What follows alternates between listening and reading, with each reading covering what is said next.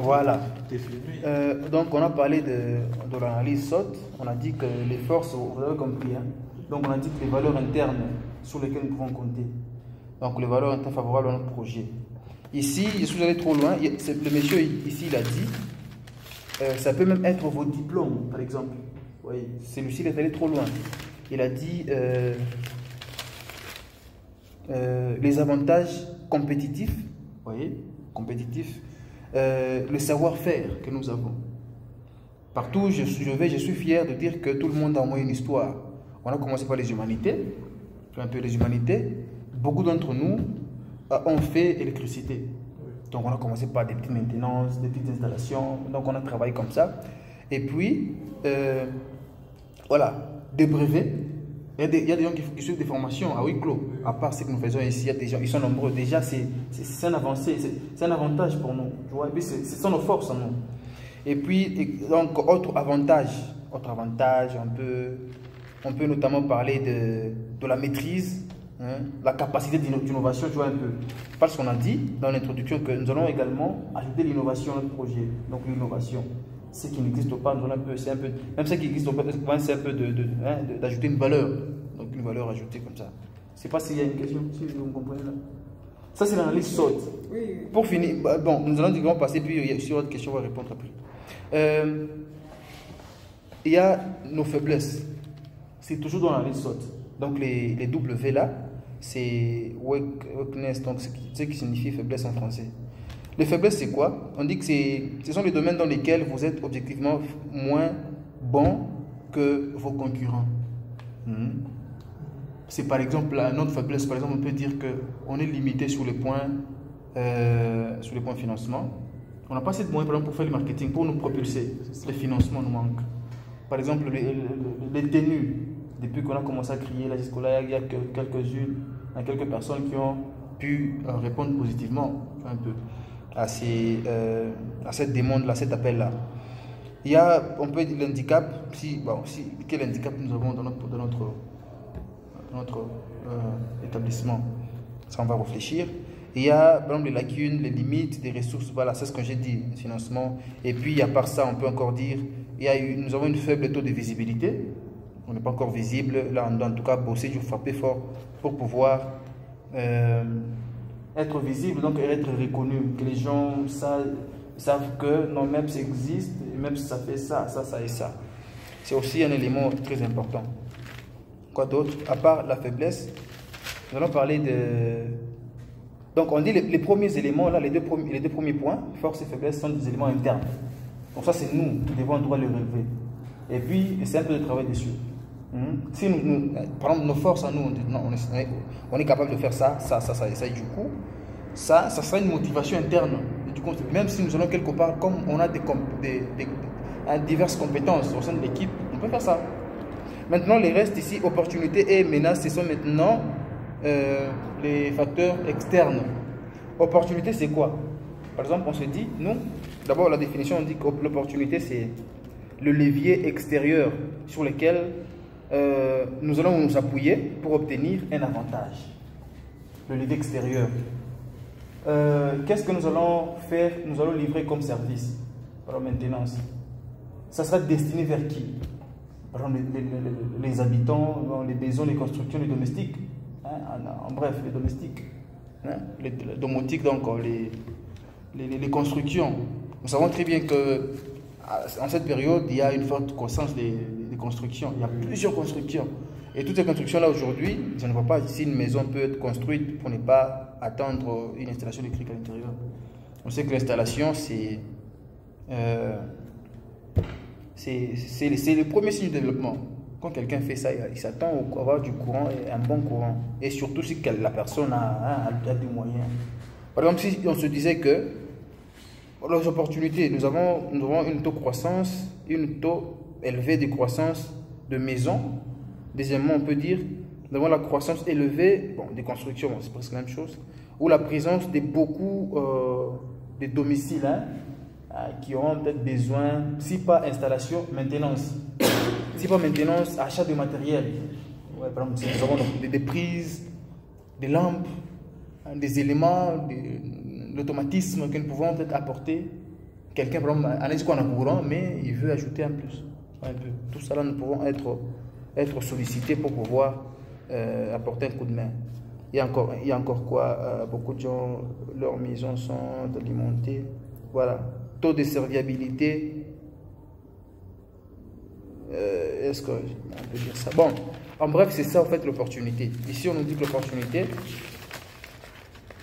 dans l'analyse SWOT, on dit que l'opportunité, c'est les facteurs externes favorables à la réussite de votre projet, de notre projet à nous. C'est ce qui peut nous favoriser. On sait qu'on travaille dans les secteurs services.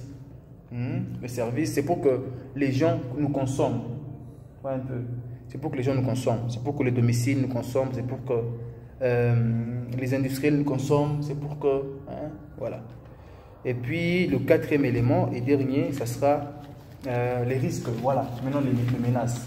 Les risques sont en termes faciles, sont les menaces externes qui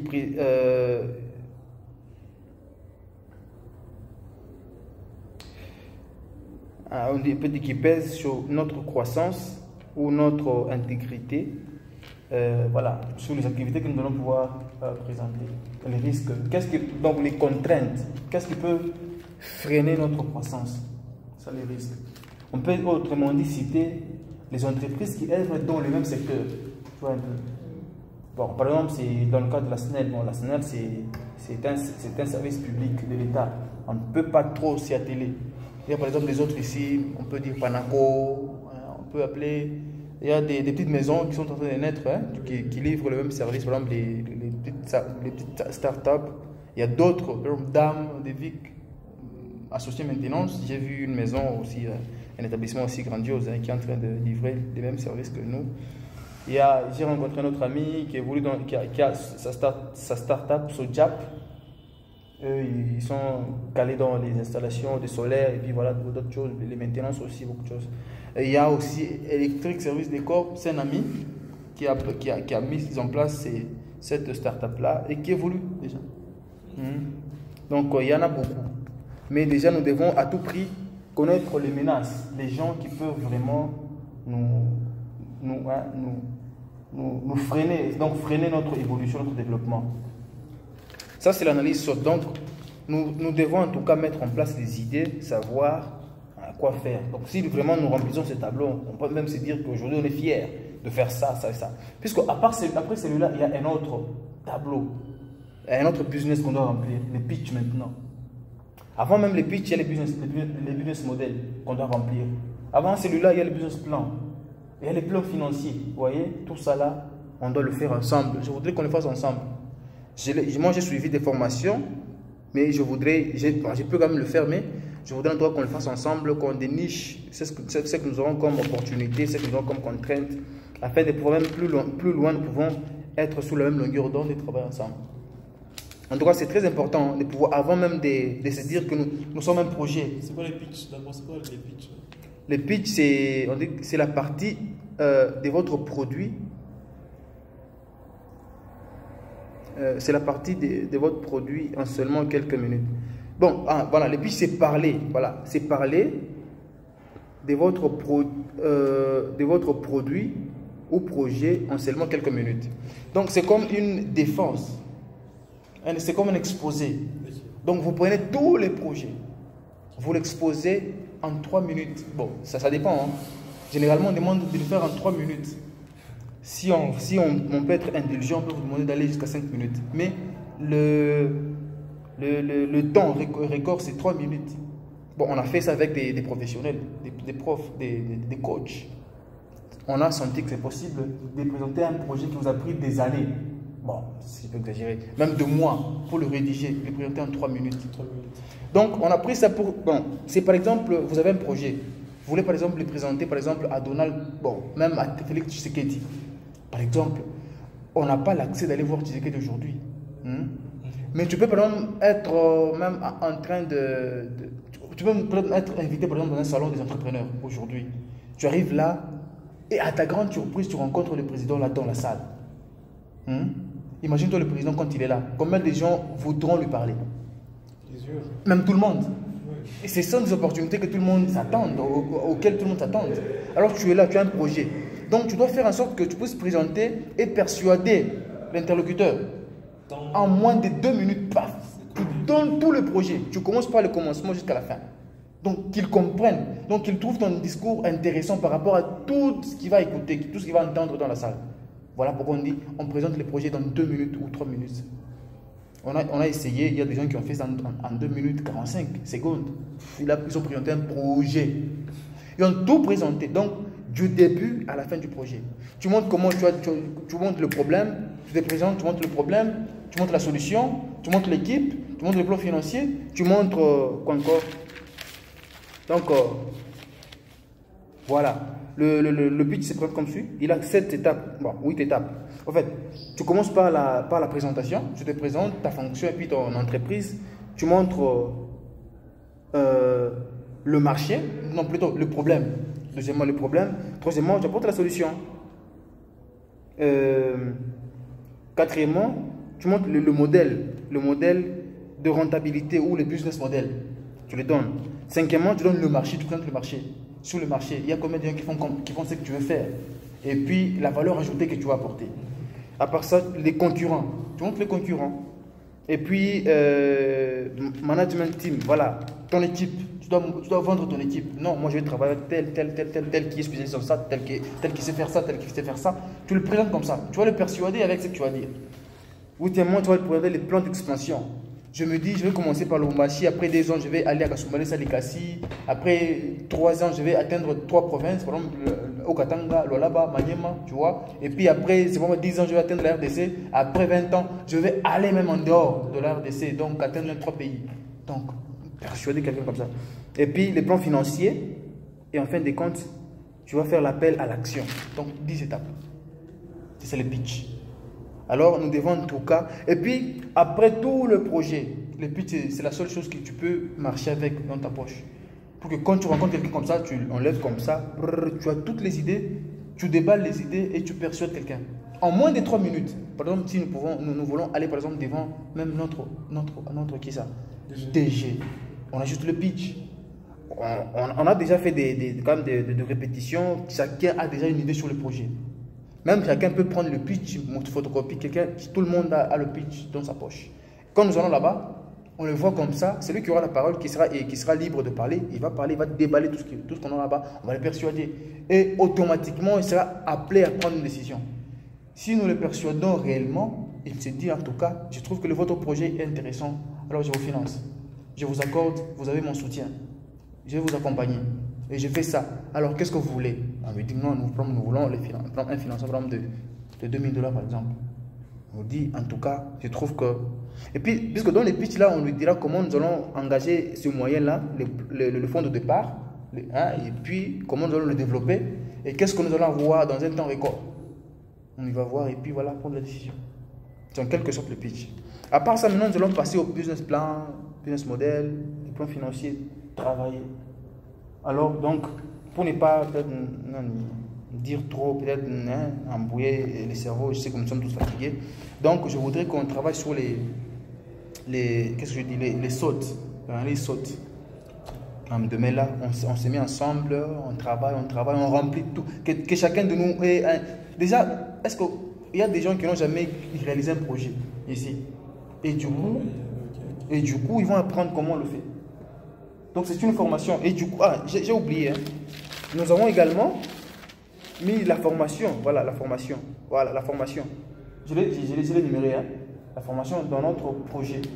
Donc la formation, non seulement des gens qui sont à l'extérieur, nous d'abord qui sommes à l'interne, des formations. Quand tu ne connais pas faire un projet, par exemple, l'année prochaine, nous serons appelés à rédiger de nouveaux projets.